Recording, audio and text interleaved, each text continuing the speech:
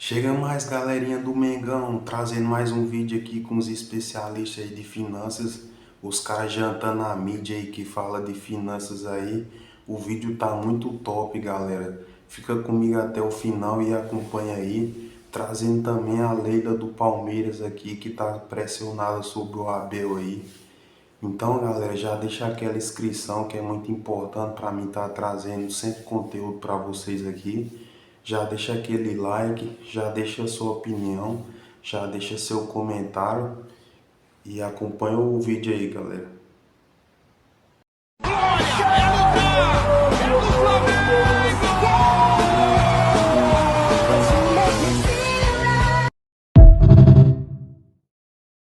O time do Chata, né? Então, deixar ele explorar mais aqui os assuntos relacionados ao Flamengo. O pessoal fica mais chateado com a gente normalmente aí, porque a gente exalta muito Flamengo e Palmeiras aqui por conta da qualidade da gestão, mas contra fatos e números é difícil ter argumentos negativos, né? Claro que a gente vai esmiuçar aqui o que os números mostram, mas nessa semana, né, tem três, né, novidades legais aí sobre o Flamengo, né? O Flamengo trouxe o balanço do primeiro semestre de 2025 em tempo, né? Diferente de outros clubes aí que não cumprem com as obrigações de divulgação de informação, permitindo que a gente faça uma análise legal aqui sobre o primeiro semestre do clube.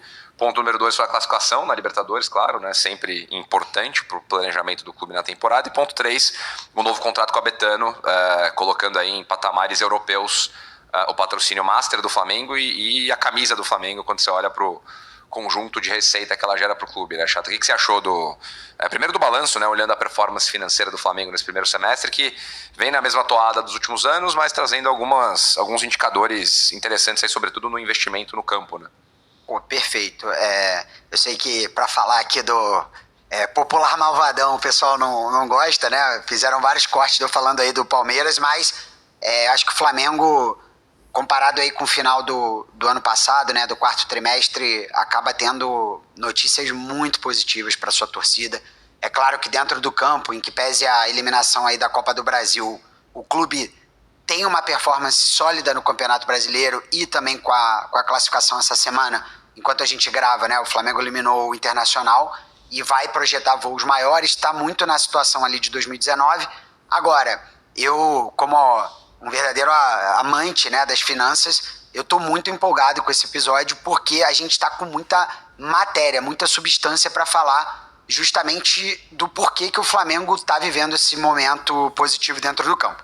Em primeiro lugar, a gente vai falar um pouquinho do balanço semestral. Quando a gente fala aqui, né, que é dever de transparência dos clubes, a gente às vezes, como foi o caso do Botafogo, a gente acaba batendo porque o clube não apresentou o seu balanço, ou seja, em maio desse ano o clube não apresentou as suas contas de 2024.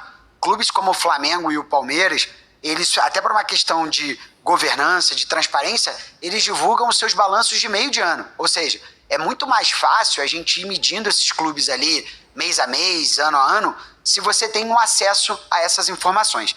E especificamente, esse balanço de primeiro semestre do clube foi espetacular. Espetacular por quê? O Flamengo ele projeta cerca de 711 milhões de reais de receita no primeiro semestre. E aí todo mundo vai falar, poxa, Bruno, mas então, se até junho o Flamengo faturou 711, significa que ele vai faturar 1,4 bi no segundo semestre. Na verdade, não, porque o nosso calendário ele não é um calendário anual uniforme.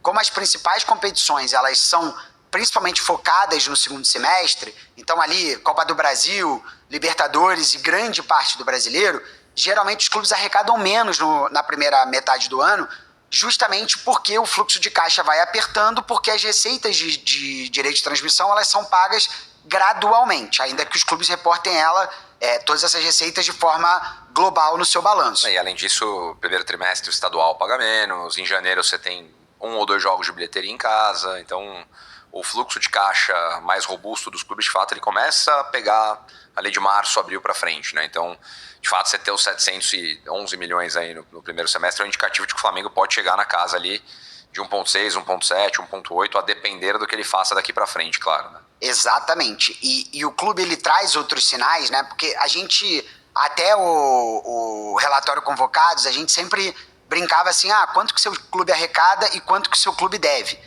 Conforme a gente foi vivendo aí esses anos de análise, você começa a prestar atenção em outros pequenos detalhes que são igualmente importantes. Então, por exemplo, o clube, ano passado, faz a compra do terreno do gasômetro, e hoje a gente tem aí uma incerteza se vai construir estádio, não vai, mas o fato é que o clube gastou cerca de 180 milhões de reais para fazer a aquisição desse imóvel. E é óbvio que o clube ele transforma fluxo de caixa em um ativo imobilizado, não perde dinheiro, mas é um ativo imobilizado com uma única destinação. E aí o Flamengo, na virada do ano, quem olha para a janela que o Flamengo fez, estava com um caixa mais apertado. A gente sabe que a taxa Selic está aí nos seus 15% em patamar, que é um valor altíssimo. Então, qualquer empréstimo que você tenha que fazer, isso gera um ônus muito grande para o fluxo de caixa. Então, o Flamengo, não é que ele ficou sem dinheiro, mas ele teve que fazer Galera, assim, devido ao poder financeiro do Palmeiras e Flamengo, a mídia, muitos torcedores vivem pedindo fair play financeiro no Brasil. Só que, assim, se implantar o fair play financeiro no Brasil, a tendência é o Flamengo e o Palmeiras se distanciar cada vez mais dos outros, né? Porque o Flamengo e com fair play financeiro, o Flamengo e o Palmeiras vai poder gastar aquele que arrecada, né?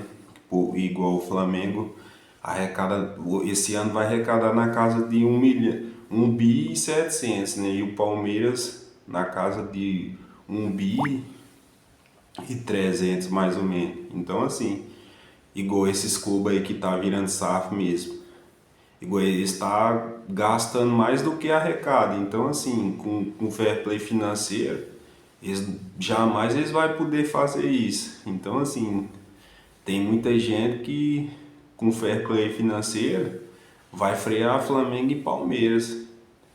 Jamais vai distanciar os dois mais ainda dos clubes. Se os clubes não acordar e começar a reestruturar, Flamengo e Palmeiras só vai nadar de braçada cada vez mais. Deixa a sua opinião aí, galera. Vamos pro vídeo. muito facilitado pela questão do Mundial de Clubes. Então, quando o Flamengo traz no Mundial de Clubes uma receita de 150 milhões de premiação, fora todas as ativações publicitárias que o clube fez, isso traz um reforço de caixa muito positivo para o primeiro semestre da temporada. E mais do que isso, o clube pega o endividamento operacional líquido e já espreme muito isso. Ou seja, entre o que o clube tem em termos de ativos e contas a pagar e o que ele tem a receber, você vê que é um clube que está, como é que a gente pode dizer, né? Que está um clube levinho, né? Está um clube limpo. Isso é muito favorável para a situação que a gente tem, principalmente porque o clube, além de fazer uma janela sólida agora no meio de ano, que só vai ser computada aí no segundo semestre, o clube também vendeu jogadores, e aí se ele trouxe o Samuel Lino, trouxe o Carrascal, trouxe o próprio Saul também, que a gente sabe que tem luvas diluídas e tudo mais, o clube também fez a venda do Gerson à vista, que é algo muito pouco usual, né, um pagamento de multa rescisória, 25 milhões de euros, e também vendeu o Wesley para Roma. Então, o clube, por mais que a gente veja algumas notícias de gastos recordes na janela, a janela de venda também foi muito acelerada para um ano de 2024, que ela não foi tão agressiva, e para um primeiro semestre que, salvo me engano, a grande venda foi o Fabrício Bruno, que nada mais assim do que deu uma pequena reforçada no caixa. E tudo que você está falando aí se resume em gestão de caixa, né? O pessoal vai ficar bravo comigo de novo falar do Flamengo e do Palmeiras aqui, trazer o Palmeiras pro papo, mas as torcidas rivais têm levantado essa bola, né? Pô, como é que o Palmeiras gastou tanto esse ano, né? Chegando agora aí na ordem de 650 milhões de reais investido em reforços, porque ele tem caixa para fazer isso, né? E o caixa vem das receitas recorrentes e vem das não recorrentes, a venda do Estevão no caso do Palmeiras, a venda do Wesley e do Gerson no caso do Flamengo, e de um caixa que já vem robusto. Então, você pega o primeiro semestre do Flamengo, outros dois números que me chamam a atenção, é a questão do superávit, né? Então o Flamengo dá um superávit de 143 milhões de reais, e além de ter comprado um terreno, né, um desembolso na cabeça no passado, né, acho que foi outubro, o Flamengo comprou o terreno, 180 milhões, apesar disso, o Flamengo tem um caixa ainda 150 milhões de reais. Exatamente. Então mostra uma gestão financeira muito qualificada, que consegue, por conta da geração de caixa mensal do clube, ter capacidade de fazer o nível de investimento, de comprometer o investimento que o Flamengo comprometeu agora na janela de julho.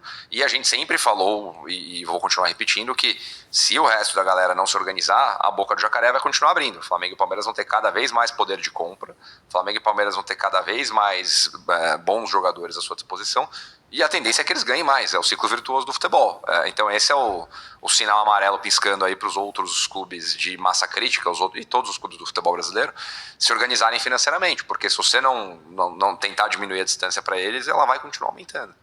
E eu acho que isso também passa muito por uma questão de implementação de cultura.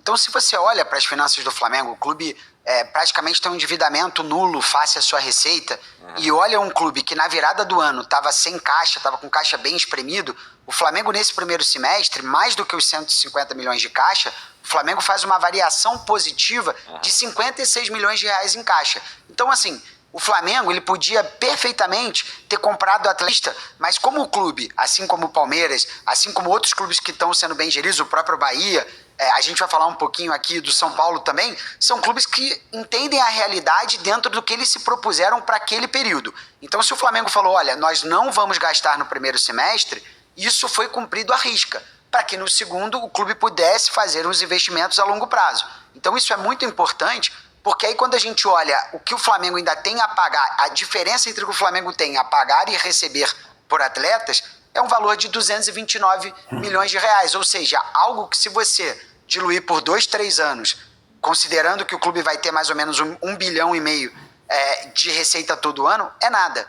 E isso vai fazer com que o clube acabe se perpetuando dentro de uma elite. E se você tiver alguns outros clubes, como foi o caso do Atlético em 21 e do Botafogo ano passado, são clubes que podem sim, em um determinado ano, incomodar Flamengo e Palmeiras, mas sem planos resilientes e a longo prazo, isso vai ser apenas um certo namoro de verão.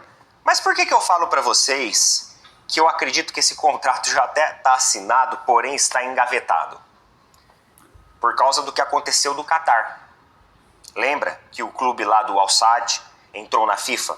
E aí no fim o Palmeiras negociou uma porcentagem do jogador, assumiu a bronca e livrou a barra do Abel de um processo que corria na FIFA, inclusive com uma multa por rescisão contratual unilateral extremamente alta. Então eu tenho certeza que naquele momento a presidente do Palmeiras colocou o contrato para ele e falou assim, nós iremos dar toda a assistência jurídica a você, treinador. Mas em troca eu gostaria muito, mas muito mesmo, que você considerasse a minha oferta de renovação com a equipe do Palmeiras.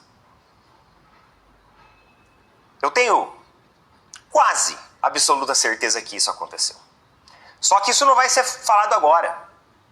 Isso só vai ser apresentado para nós em momentos estratégicos. Por quê? Por causa do que eu falei com vocês sobre a instabilidade que a equipe vive. E como alguns torcedores colocam um ponto de dúvida no trabalho da gestão técnica do Abel. Ah, Neto, mas tem muito torcedor que apoia. Exato, tem muito torcedor que apoia. E aonde que entram os nossos rivais em tudo isso? Os nossos rivais em tudo isso, eles entram em uma estratégia de engajamento muito bem ilustrada, muito bem delineada, que pode acontecer daqui a alguns meses, daqui a algumas semanas. Por que, meus amigos? O Palmeiras tem a Libertadores e tem o Campeonato Brasileiro.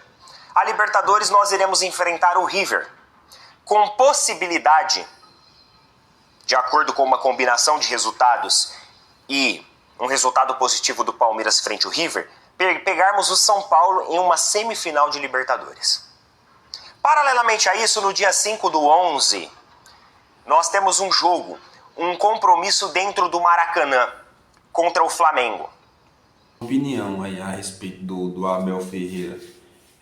Assim, eu sei que é um treinador vencedor e tudo, ganhou muitos títulos pelo Palmeiras, mas assim, o Palmeiras é muito maior que o Abel Ferreira. Assim, a Leila Pereira ela não tem que ficar refém de um treinador, não.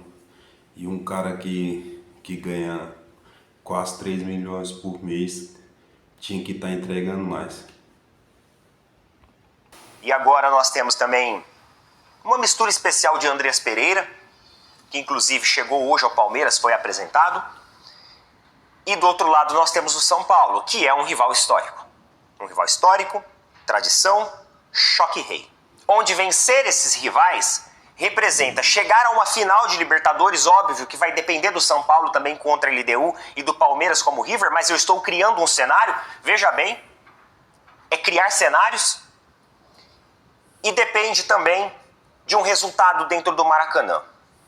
Duas situações. Vamos supor que o Palmeiras chegue na final da Libertadores vencendo o São Paulo. Final da Libertadores, venceu um dos principais e maiores rivais regionais. Cenário perfeito para apresentar para o torcedor a renovação contratual de Abel Ferreira. Cenário perfeito. Não espera nem a final acontecer, porque se o Palmeiras perder a final da Libertadores, você perde aquele engajamento positivo. Os torcedores vão estar eufóricos de estar disputando mais uma final de Libertadores. Então agora é o momento de mostrar para a torcida que mais uma vez o treinador colocou a equipe na final da Libertadores após vencer um dos seus maiores rivais, que é o São Paulo. Cenário extremamente positivo. Do outro lado, no Campeonato Brasileiro, o Palmeiras joga no dia 5/11 dentro do Maracanã. Vamos supor uma vitória do Palmeiras contra o Flamengo. Palmeiras ultrapassando o Flamengo na tabela da competição depois de uma corrida ponto a ponto. Cenário perfeito para apresentar a renovação de Abel Ferreira. Então vocês entenderam onde nós estamos querendo chegar nesse vídeo? Eu quero chegar a partir do princípio de que essa renovação ela já está desenhada e talvez até assinada. Só que nesse momento, ela está engavetada e ela vai desengavetar provavelmente em duas dessas oportunidades. Aí galera, já deixa sua inscrição, já deixa seu comentário, já compartilha esse vídeo e até a próxima.